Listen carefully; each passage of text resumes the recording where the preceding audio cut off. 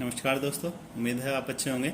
आज अपने पास एक ओरिएंट की एक इलेक्ट्रिक प्रेस आई है और इसमें प्रॉब्लम ये है कि यहाँ पे इसमें कोई लाइट वगैरह नहीं जल रही है और ये बिल्कुल भी गर्म नहीं कर पा रही है।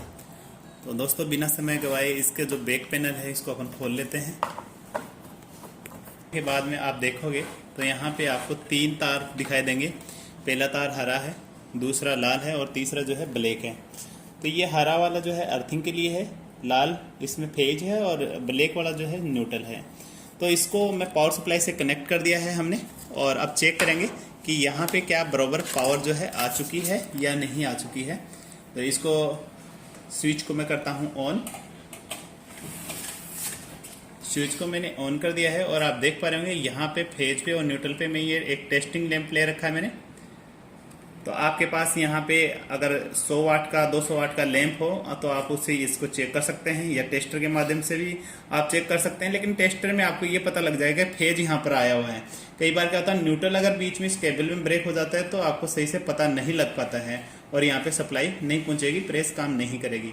तो सही पता लगाने के लिए मेरे पास एक टेस्टिंग लैंप है, इसके माध्यम से मैं टेस्ट कर लेता हूँ। या आपके पास मल्टीमीटर हो तो उससे यहाँ पे आपको सबसे पहले सप्लाई चेक करनी है। यहाँ पे सप्लाई चेक करनी है, फिर भी ये गर्म नहीं हो रही है तो इसमें 2 प्रॉब्लम हो सकती हैं। या तो आपका हीटिंग एलिमेंट खराब हो गया हो या फिर आपका थर्मोस्टेट। तो कैसे पता करेंगे इसके लिए? अगर ये लाइट जल रही है, यहाँ पे ये इंडिकेटर जल रहा है और फिर प्रेस गर्म नहीं हो रही है, इसका मतलब जो है आपका हीटिंग एलिमेंट खराब हुआ है या हीटिंग एलिमेंट पे जो कनेक्शन है वो खराब हुए हैं, रस्टेड हुए हैं।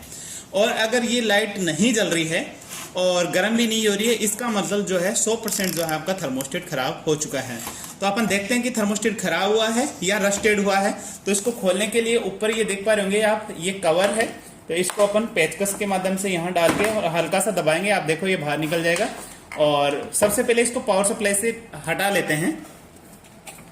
पावर सप्लाई से मैंने हटा लिया है। फिर आप देखोगे यहाँ पे एक स्क्रू दिखाई देगा, इस स्क्रू को आपको पेचकस के माध्यम से खोल लेना है।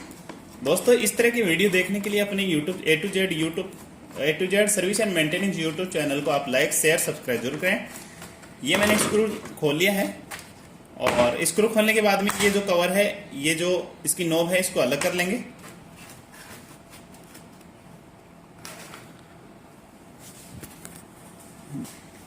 स्क्रू हटाने के लिए बाद में ये जो ऊपर का जो हैंडल है इसको आपको साइड में रख लेना है। फिर आप देखेंगे तो यहाँ पे एक स्क्रू दिखाई देगा आपको, इसको जल्दी से खोल लेना है। और ये 2 स्क्रू पीछे की साइड में दिखेंगे आपको।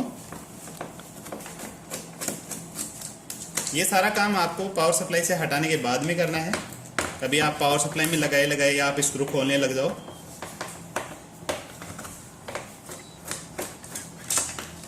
ये मैंने हटा लिए हैं और ये इंडिकेटर लैंप जो है इसको यहाँ से हटा के बाहर साइड में कर लेंगे।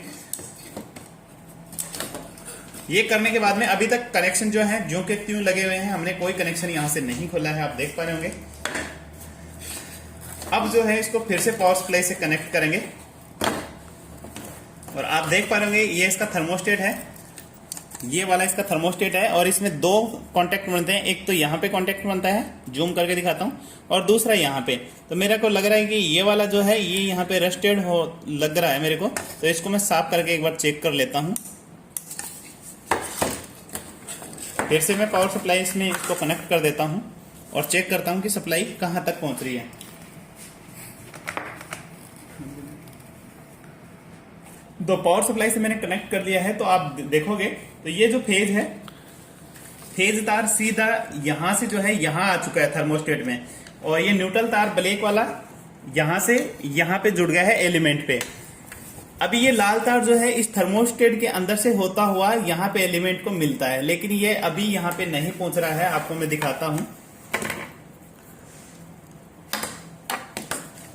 ये अपना टेस्टिंग लैंप है, यहाँ पे सप्लाई पहुंच रही है। अब न्यूट्रल पे यहाँ पे लगा के चेक करते हैं तो यहाँ न्यूट्रल भी ओके है और यहाँ पे ये फेज आया है, ओके है यहाँ तक। लेकिन यहाँ पे अब ये जलना चाहिए था, नहीं जल रहा है। तो इस नॉब को घुमा के देखते हैं कि इसमें 2 कॉन्टेक्ट हैं, ये वाला और पीछे वाला, दोनों में से किस में प्रॉब्लम है। आप देखोगे तो आप देख पा रहे होंगे, यहाँ पे जूम करके दिखाएं आप, ये यहाँ पे स्पार्किंग हो रही है इसका मतलब यहाँ से ये थर्मोस्टेट जो है रस्टेड हो चुका है। इस रेगमाल से अच्छे से इसको साफ कर देंगे। ये जो बायोमेटेलिक थर्मोस्टेट है ये बिल्कुल बराबर काम करने लगेगा। आप देख पा रहे होंगे स्पार्किंग हो रही है इसमें। तो इसको मैं साफ कर देता हूँ, यही थर्मोस्टेट सही हो जाएगा। दूसरा थर्मोस्टेट बदलने की अपने को रिक्वायरमेंट नहीं है। पहले इसको साफ करता हूँ फिर आपको आगे दिखाता हूँ। अपन ने रेगमाल के माध्यम से इसके दो कॉन्टेक्ट थे, एक यहाँ नीचे और एक इस राइट साइड में। दोनों कॉन्टेक्टों को अच्छी तरह से रेगमाल के माध्यम से साफ कर दिया। आप देख पा रहे होंगे ये प्रॉपर एलईडी जल चुकी है और प्रेस जो है अपनी गर्म हो चुकी है। आप देख पाओगे इस थर्मोस्टेट को ये मैंने ऑफ कर दिया, ये ऑफ किया है, ऑफ करते ही ऑफ हो गई है, और ये मैंने ऑन कर दिया तो ऑन हो गई है। ये अब प्रॉपर तरीके से काम कर रहा है, कोई प्रॉब्लम इसमें नहीं है। और जैसे इसको खोला था वैसे के वैसे इसको कर लेंगे, अपन सेट कर लेंगे। दोस्तों आप देख पा रहे होंगे ये अच्छे से गर्म हो चुकी है। ज़्यादा मैंने गर्म किया नहीं है इसको, क्योंकि फिर हाथ लग।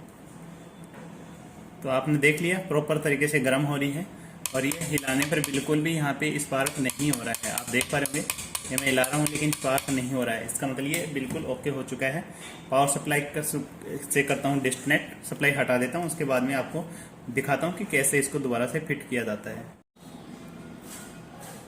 ये जो इसकी एलईडी है इसको डाल लेते हैं इधर से, और ये डालने के बाद में यहाँ पे इसको अच्छे से सेट कर देनी है आपको।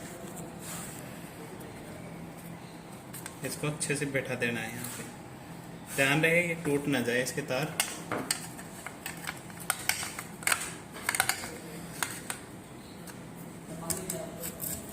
तो इसके 3 स्क्रू हैं, एक ये, 2 बैक साइड के। इन दोनों को अच्छे से आपको टाइट कर लेना है। ध्यान रहे इस स्क्रू को के नीचे एक पोर्सलिन का 2 स्टिक लगे रहते हैं, एक यहाँ पे एक यहाँ पे। ये अगर नहीं होंगे तो यहाँ पे गैप नहीं होगा, और गैप नहीं होगा तो यहाँ पे ये वाली जो बॉडी है इस मेटल बॉडी के टच हो जाएगी, जिससे ये वाली हीट होके पिघल जाएगी। तो इन दोनों को, मेटल बॉडी को और इस प्लास्टिक वाली बॉडी को अलग रखने के लिए यहाँ पे पोर्सलिन के स्टिक हैं वो लगे रहने चाहिए तीनों। और बाकी जो है तीनों स्क्रू अपन अच्छे से कस देंगे। स्क्रू लूज न छोड़े, आप इनको टाइट कर दें। ये हरा वाला वायर जो है ये बॉडी के साथ स्क्रू के साथ टाइट कर देंगे। उसके बाद में ये वाली जो इसकी बॉडी है ये भी लगा देंगे अपन।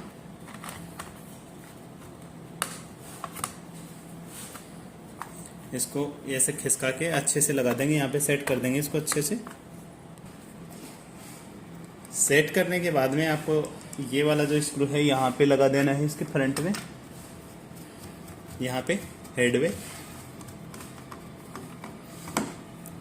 ये भी अच्छे से लगा दिया अपन ने। और इसके बाद में ये वाली जो इसकी नोब है ये भी इसमें लगा देंगे।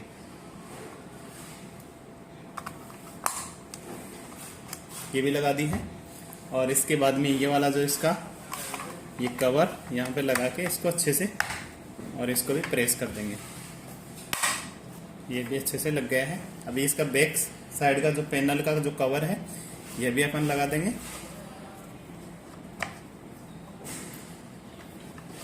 ये लीड खींचे ना, इसके लिए इसको यहाँ से अच्छे से डालें ताकि ये लीड खींचने पे खींचे ना।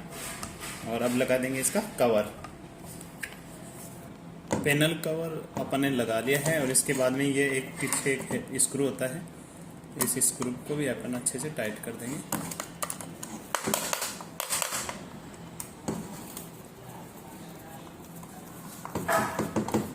साथ ही अपन ने फाइनल जो है इसको बिल्कुल इसकी फिटिंग अच्छे से कर ली है।